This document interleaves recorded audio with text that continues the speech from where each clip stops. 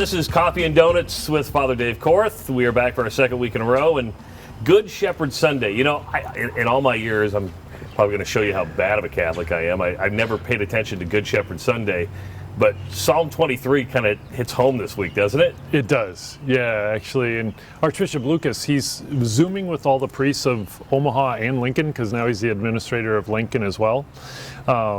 So he asked all of us to just pray with Psalm 23, you know, sometime over this weekend. And so I did that yesterday, and yeah, it does hit home with all of this. I mean, inviting the Lord to take us to, verdant pastures, right? And trust that he does take us there is pretty awesome. Is Psalm 23 the most popular psalm? Oh, there's no question, right? Yeah, it's by far, because, funerals, you'll have it 90% of the funerals probably. Yeah. So in your homily today, you were talking about your trip to the Holy Land. Did that really happen? You went into the... It did, honestly. I wish one of my classmates, from Iowa, I was going to text him this morning and say, that is completely how I remember it, is that your memory too? And so I'll do that later today, but I used that prop at Mass this weekend. I don't know if anybody appreciated that or not, but yes. I was kind of hoping that we would have done it a little bit differently. It's like, can you help me out, Travis? Yep. So, I was talking about being there in the Holy Land, and how the shepherds had these staffs, and it's like, well, like this. And so I could have, then moved ahead with it that way, but just to appear, like that. But anyway, hopefully you all got a kick out of that story, because truly did happen. It was amazing. You mentioned going to the Holy Land. That was during your graduate studies. So how many places have you been as a priest, and what are some of your favorite places to go? Because I mean, traveling, everybody thinks, oh man, you go to the Holy Land, you go to Rome, you get all these cool places.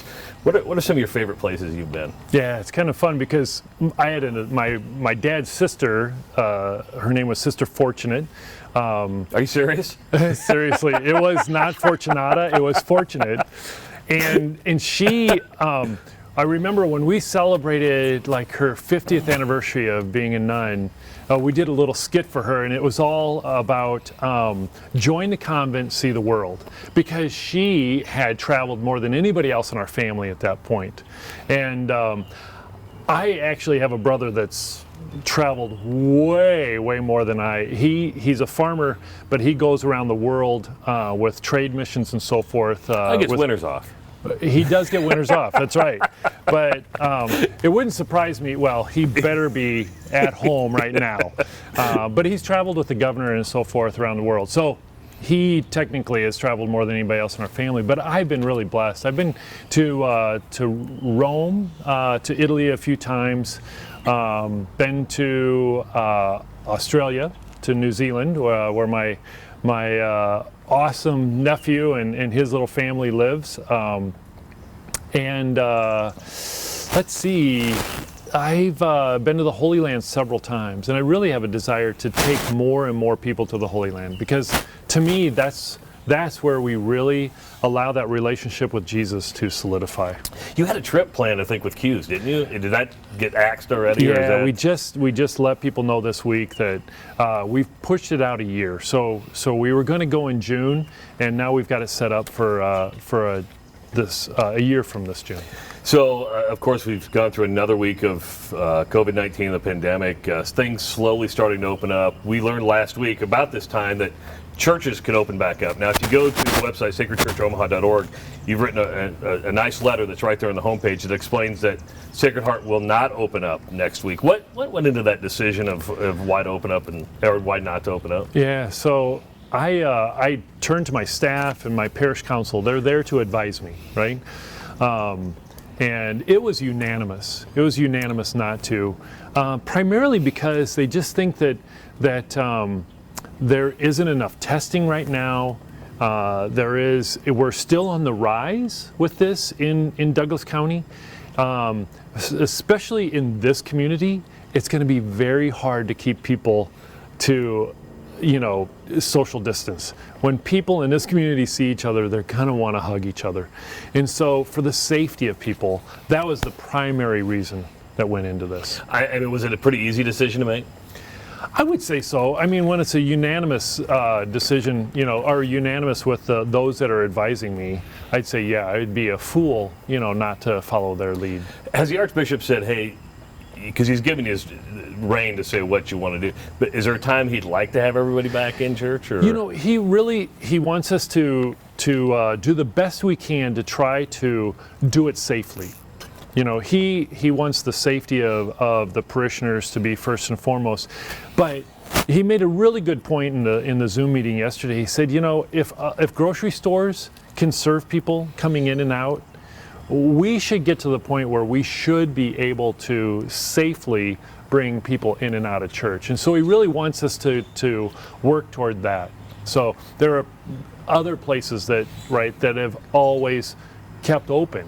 So he said, we have to at some point, because he believes, like a lot of us, that this is going to be with us for a long time. And so we have to get to that point where eventually we will say, we will open up with new understanding of how we're going to operate. It just hit me about how rude I am, because Julie's behind us. We didn't even acknowledge her when we started our Donuts and Coffee. Oh. And by the way, black is the operative color today. We all color. Pete Sobey's wearing black. Mary's wearing black. Father's wearing black. Julie's wearing black. I'm wearing black. We all color coordinated today. Do you follow Pope Francis on Twitter? I don't. Do you have a Twitter account? I actually signed up for one because the guy that was building our website suggested that I get one. The guy sitting right there. So I started one, like you suggested, but I just don't do anything with it. I'm sorry. It's well, if it wasn't for Pope Francis, it would just be nothing but a cesspool of negativity. So thank goodness Pope Francis is on Twitter. But he had this tweet on April 30th. He says, Christianity is not only a doctrine, a way of behaving, a culture. Yes, it's also these things, but the core of Christianity is an encounter, the encounter with Jesus. A Christian is a person who has encountered Jesus Christ and was open to that encounter, which, this is a weird reference, but it reminds me of one of my favorite scenes in Forrest Gump, where Lieutenant Dan says, Gump, have you found Jesus yet? And he goes, I didn't know I was supposed to be looking for him, sir. Are we supposed to be searching for Jesus? Does Jesus find us? How does that encounter take place? So I would say if we haven't encountered him, but I'm pretty sure Forrest Gump had. Yes, he just didn't know it. He just like, well, he's a friend of mine, Yep. If we haven't encountered him, then yeah, we should be searching, right? But the other part of it is that we're all called to help other people encounter Jesus. That's what it means to be a Christian as well. We're to help that encounter. And so at a time like this, we've tried to be creative, right? And I look around, this team that I have around me right here, the one that was forgotten earlier, but now we'll, Julie, right? That's my fault. I'm rude. No, It's fine. Travis, Mary, and Pete, you guys have helped us create new encounters for people, and I'm going to be forever grateful, because this is beyond my wildest imagination, the kind of people that are tuning in to us. And so we all have the same goal in mind. We're helping people encounter Jesus, just like what Pope Francis nailed it, when he said that. Mary, where are people listening from and watching from all around the world, by the way? Yes, Oliver, we had someone from Ireland tuning in this morning. We've had a couple people from Ohio, Illinois. So, yeah, there's a lot of people tuning in. 175 people right now. Gretchen and Eddie are currently trying to join, so I'm about to send them a link. All right, good. Woohoo, Francos! It was an interesting week because it was the first part of May. You had May Day, the May crowning, of course. Pope Francis also encouraged everybody to start praying the rosary at home. When Lent started, we started doing the rosary here at Sacred Heart. That was put to an end because we couldn't come back to the church. But I've seen more of my friends And Pete was doing it during Lent as well. At 3 o'clock he would pray the rosary, and I'm seeing more people do it on Facebook every single night. As we hit May and Pope Francis says, pray the rosary at home, how important is that just with that encounter? Absolutely, because, one awesome way for us to encounter Jesus is through his mother. Because, what other human knows Jesus better than his own mother, right? And somebody that continually points, right? We know the Hispanic community, they really are very, very big on Our Lady of Guadalupe. Mary has appeared to people throughout the centuries in different places, but one thing is consistent no matter where she appears, okay, is that she's always pointing to her son. She always is trying to get people to encounter her son. So praying the rosary is a wonderful way for that encounter to happen. And it's a private prayer, right? So the people in Ireland, shout out to the people in Ireland. They taught us how their faith was put underground, they taught us how to continue to hold on to our faith. And they had that 10 bead, 1 decade that they could hold in their pocket, right? The pocket rosary, so that they could pray while they were walking along. They could flip through the beads. A great gift that somebody gave me one time was one of those Irish 10 beaded rosaries, and it was made out of green stones from Ireland. It's pretty cool. How do you pray? Because I think a lot of people, we all know the ones we memorized when we were a kid, but how, are you a meditator? Is there a right way to pray, a wrong way to pray for people? There is no wrong way to pray. Absolutely not. So I do a few different things. So obviously I pray the divine office, which priests are called to do. I do that. I don't think it's called cheating at all, but I do one more thing at the same time. That's where on my exercise bike in the morning. So I have my iPad on a shelf, and I'm pedaling away, getting some movement in my body. What's the name of that bike? Peloton. You have the Peloton? I do not have the Peloton. No. I think I'd start crying if somebody's yelling at me, "Pick it up, Korth!" Yeah. No, it's just a Schwinn exercise bike. So that's where I first, and the awesome thing about that is that when I pray it online like that with the downloadable app, it will let you know how many people around the world you're praying with at that time. It's kind of like what we're finding out with Facebook and YouTube, how many people are tuning in. We can see that we're connecting with other people. So I pray that way, but then I also spend an hour in meditation. I call it a holy hour. And that's where I might take a scripture passage, a line or two, and just reflect on that and try to put myself sometimes into that scene. Oftentimes I will just ask the Lord for a certain grace, right? And more recently, I have been asking Mary to pray with me and lead her to her son. So that is something that I try to just close my eyes and say, okay, Mary, come and be with me and take me to your son. Help me to have the humility that you showed us. Do you do that before Mass? And I was getting ready today. I'm like, I was on television doing sports. I was doing 3 sportscasts a night. I was doing 2 radio shows a day. And I'm like, some days I'm like, I just didn't have it. Mm-hmm. You do, what, 8 Masses a week, celebrate 8 Masses a week, or 7? 5, 6, 7, 8. Yeah, 8. Do you ever get down the phone going, I just didn't have it today? Yeah, absolutely. That there can be a distraction, that takes place, but there are other times where I recognize the honor that I have and the responsibility that I have, right, to preside at the Eucharist, and that can be overwhelming. So I do that every morning before our weekday Mass, which is at 8 o'clock. I get all of that done: the exercise, the divine office, and the hour in personal prayer.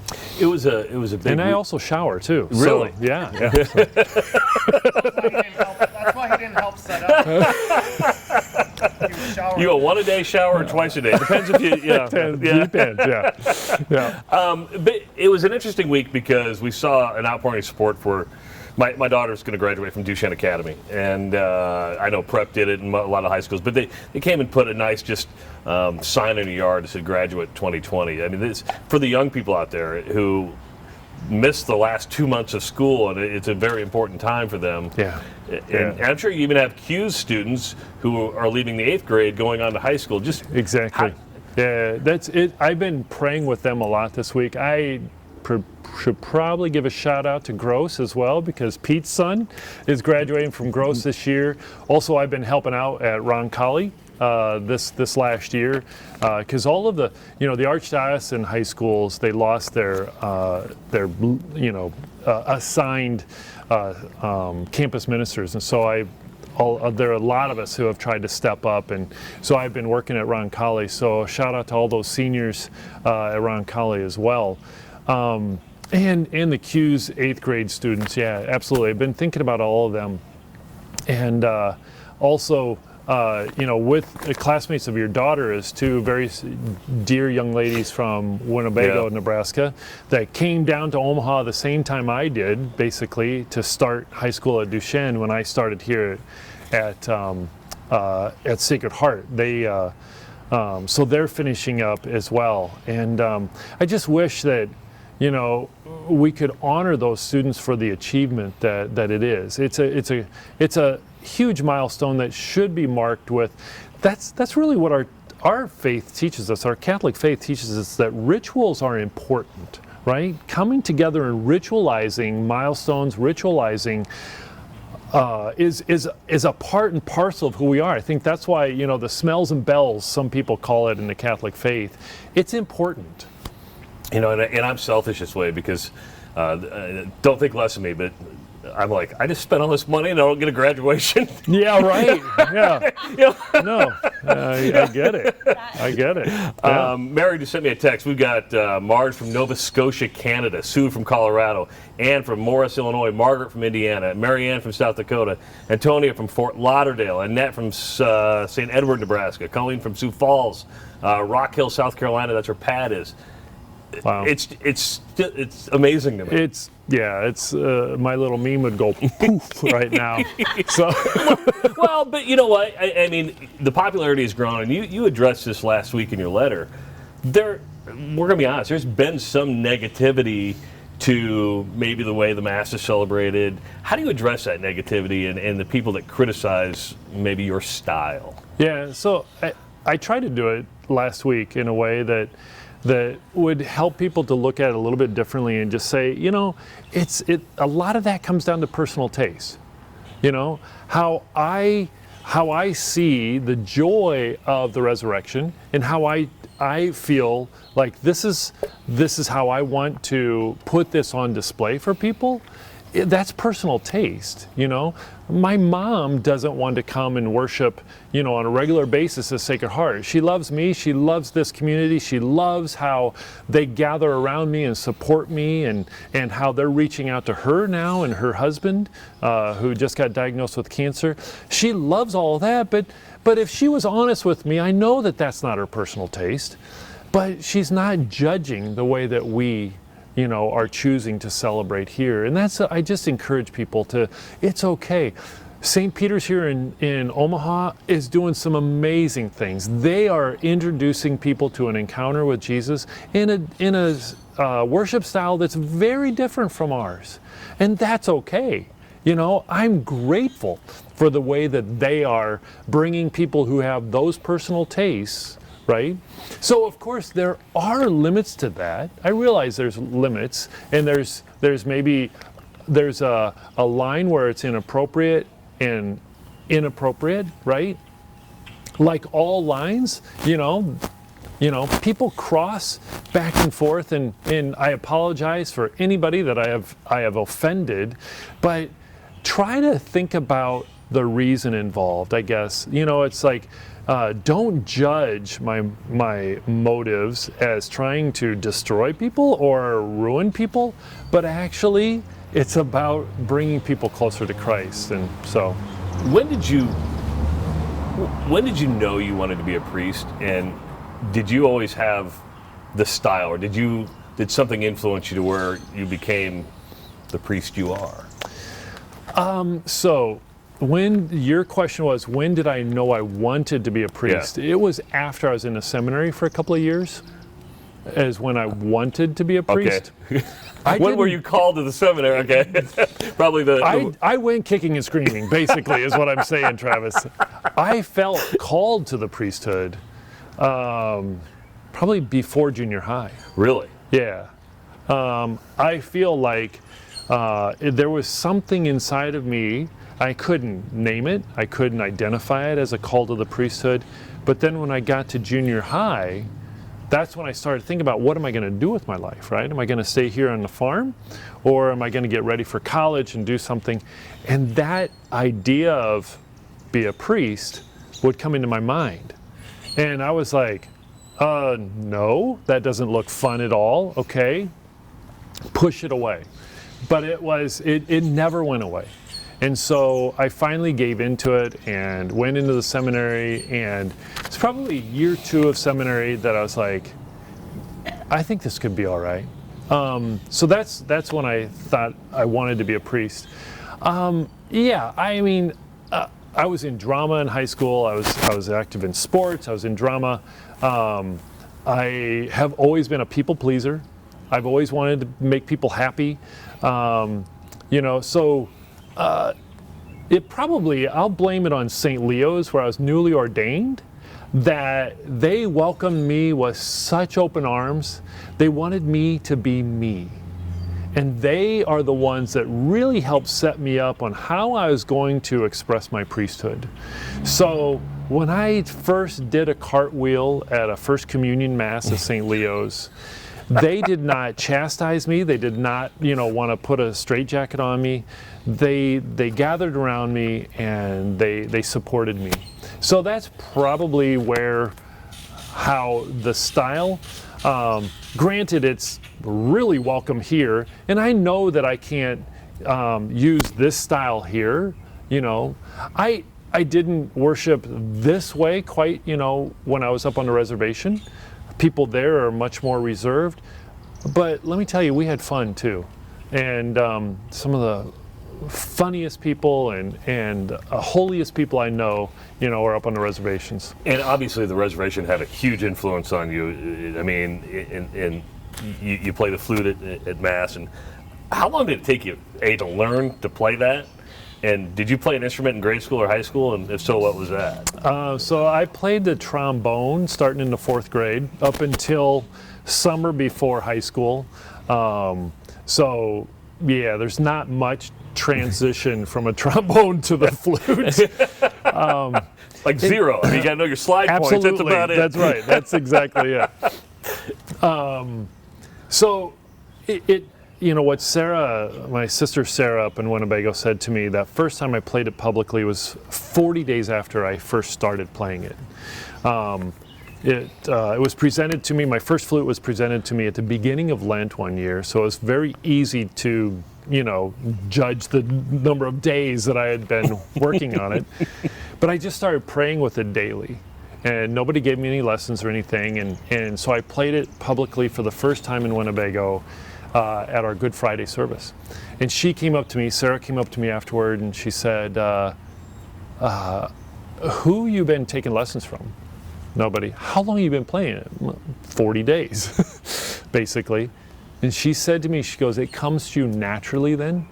That means the Creator wants you to pray to Him that way. So that was all the incentive I needed. So how often do you play now? I mean, do you just daily? Daily? Yeah, I don't really practice with it. I just, I do it at daily Mass quite often when I invite people now to make a spiritual communion. I just offer them some reflection music, when they're doing that. Here at Father Dave mentioned Daily Mass. You can watch Daily Mass live on the Sacred Heart Parish Facebook page. That starts at 8 o'clock Tuesday through Friday. If you're not able to hit it then, the replay is always on Facebook, or you can go to sacredheartchurchomaha.org and go to the Mass times, and there's a place where all the videos are stored, and you can watch it right there as well. I talked to you earlier in the week, and I was talking about the gospel and the readings, and they're all set in a different time, and especially now, people are looking for answers. How do people translate that time in today's time? Where do they find the gospel example of today, should we say? I mean, Yeah, so I think you're smiling at me. I think my answer to you, Travis, was, well, that's kind of my job. True. You're like, you're not paying attention to me. I get it. No. It's that's kind of what's happening during the homily. That's the priest's job. The preacher's job is to break open that word, to take it from that cultural time frame and context, and try to make it come alive for us today. That's our job. There are other ways that people can do that. You can go and you can subscribe to different podcasts and so forth that are out there. You can get these little booklets. The Magnificat is a wonderful one. Every day it has the readings, and then there's a small little reflection in there, just a paragraph that will try to break that open and make it so that you can chew on something today instead of just going, well, that doesn't translate to me at all today. When we were doing Palm Sunday, the drive-by Palm in the parking lot, a lot of people had you bless their rosaries, and I see that often. I'm sure you asked to bless a lot of things. What's the craziest thing you've ever had to bless? Boy, that's a good question. The first thing that comes to my mind is when Mike Fogarty up in, I really hope he's watching. No, I hope he's not watching. This guy's a character. I can tell you off screen what he did to me one time. Boy, let me tell you, he's a character. He had me bless, he was a Pioneer seed corn dealer, and he would have me bless all of the seed that farmers had ordered from him. He would get it all shipped in, and he would put it in a big warehouse. And before any of it went out to the farmers, actually some of it was delivered right to the farmer's place too, he took me to their place, and he wanted me to bless all the seed that was going to go into the ground. So that was his faith, and he didn't care if it was the faith of his customers or not. He wanted all those seeds to be blessed. So I found myself being hoisted up in a forklift up to the top of these. I mean, it was probably maybe, second story high, up above, like where the roof line is. You were tied off, right? No, I was not. Didn't meet OSHA standards. OSHA would be screaming. So I would go up there and I would walk across all of this seed that was stored, and I'd have my holy water and I would bless all of that. So I thought it was really awesome. He desired to live his faith that way in his everyday work. I think it's safe to say that Pete Sobey has the most blessed camera now, because if you watch Mass every week online, you're getting his lens with the holy water each and every week. Yeah. Well, that's one. People that have known me over the years know that the sprinkling rite is. I live for the sprinkling rite. Mary's texting me over this question. How is Sister Sarah doing? Well, they have had COVID-19 show up in the community now. There was one case a week ago, and now this last week, a guy that we called each other brother, Terry Medina, was diagnosed positive with COVID-19, and I've asked, is he in the hospital? Is he on a respirator? I haven't received anything back, but it really worries me. People are seeing nationally that the Navajo Nation is being devastated by this. There's so much diabetes on an Indian reservation. So many people think, the Indian reservation is filled with alcohol. A worse pandemic on a Indian reservation is diabetes than alcohol. And that's part of what leads to alcoholism with Native Americans. It's physiological. Their bodies don't handle sugars the way us Eastern European types do. And so for them to get COVID introduced to them will be devastating. So I just continue to pray that they are safe, that they, can weather this storm. I happen to be sitting on a Harley Davidson blanket. You've been riding much? I got out a couple of times this week. Are you like leathering up, got a vest and all that? What do you? So I've got some beautiful beadwork leather vests, and I've got leather chaps that I picked up at Sturgis one year. But I don't typically, that's only if I'm going to really ride a long time. If I'm going out for an hour, no, I'll just put a jacket on that's got some elbow pads and stuff in it. So. Now you're also riding the bicycle, right? Is that like a street? I mean, do you get like the biker shorts and the Oh yeah, I shirt? definitely have biker shorts, and so I have a cross, a hybrid bike. I don't do, I've done 100-mile rides in a day. I should probably have a little bit better bike than what I've got to do those, because those hurt. But no, I love being out on two wheels and enjoying the wide open air. So as we start preparing for next week, two questions. What should we start reflecting on? And we're not going to do this next week because next week's Mother's Day. Any message for Mother's Day as well? Yeah, absolutely. I just really encourage families everywhere to pray for their mothers. Get creative. Use your imagination this year to celebrate mothers. We have to do things differently, right? We have to. I cannot run up to Randolph and give my mom a hug and a kiss, but we have to think about how we're going to do this differently, and stay safe, but yet to honor them, because mothers, after all, they're on the front lines and they deserve all the appreciation and respect that we can give them. I'm kind of disappointed you didn't have one bite of your rice cakes and peanut butter. And I was thinking about this when I was PB2. making the peanut butter, by the way. It's PB2, which is powder that then I put... It's fake peanut butter is what you're saying. It's fake peanut butter. Shout out to PB2. PB2. So I was thinking about that, Travis. It's like, when I was making this peanut butter and putting it on this rice cake, I was like, Travis, so when you go into, I'm presuming you are a communications major? Yes, I was. Okay. Did they tell you, hey, the greatest thing you could possibly do is take a big old bite of peanut butter right before you're going to talk? They say that's actually the worst thing to do, actually. So, yeah. But I'm willing to give it a shot. Last week we had like sponsors and Omaha Car Care's back. Any other shameless plugs you want to give this week? Well, once again, Q School System, Sacred Heart, All Saints, Holy Name. Yummy. I want to give a shout out to my dear friend Christy Gustafson has started a new pharmacy. I think it's called Via RX or Via RX, VIA RX. So I probably should have learned from her how to pronounce it before I try to give it a shout out. Also, Travis, I want to say thank you to you for all that you've done throughout all this. And I know you are a wine connoisseur. Well, I developed a COVID-19 drinking problem. You that's and what you're Aunt saying. Jeanette. So the labeling is not very good on this, but trust me, the product inside this lit bottle of wine is outstanding stuff. So we got a Pinot, a Cab. What do we have? This here? is a Pinot Noir, Okay. a product of Oregon. So my good friend, I like Oregon Pinots. They're good. It's outstanding area. So Alit Wines, Alit, A-L-I-T.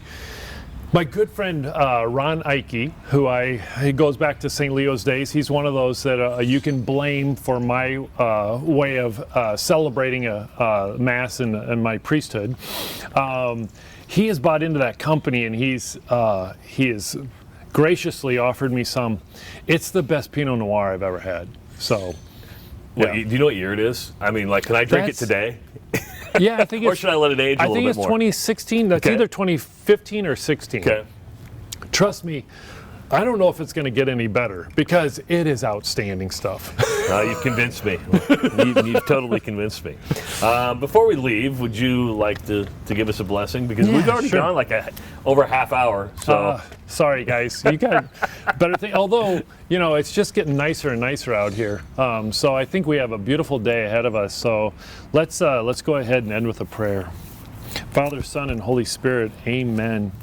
Loving God, we indeed desire to encounter your Son, who suffered and died for us, but that wasn't the end of the story. He rose from the dead. And this Easter season, we continue to give thanks and praise, and we desire to encounter him in our everyday lives. We ask you to allow us to experience the Good Shepherd in our everyday lives, especially as we prepare to open up more, that we will be shepherded in good ways, in safe ways, as we continue to strive to get our society, our culture up and running more and more, but that we do so in a safe way. We won't be here next week, so we ask you to send your blessing upon all the mothers, that they can be respected and appreciated. Give you thanks and praise for all mothers who strive to answer the call to motherhood. Be with us throughout this day and help us to continue to rejoice and be glad. I ask this blessing in the name of the Father, the Son, and the Holy Spirit. Amen. So throughout the week, I encourage you to go to sacredheartchurchomaha.org. There you can donate to Sacred Heart Church. There's a couple different ways to do that. You can do it with a credit card online. You can do a one-time donation, a monthly donation, or even a yearly donation if that's what you choose to do. If you are a parishioner, we really encourage you to download the ACH form. It's a very simple form. Just download it, fill it out, send it to the parish, and they can take money out of your checkbook each and every week. So your support is grateful. It allows us to continue to reach people and, of course, keep this beautiful church open. Make sure Mary Bender does a great job running our Facebook page.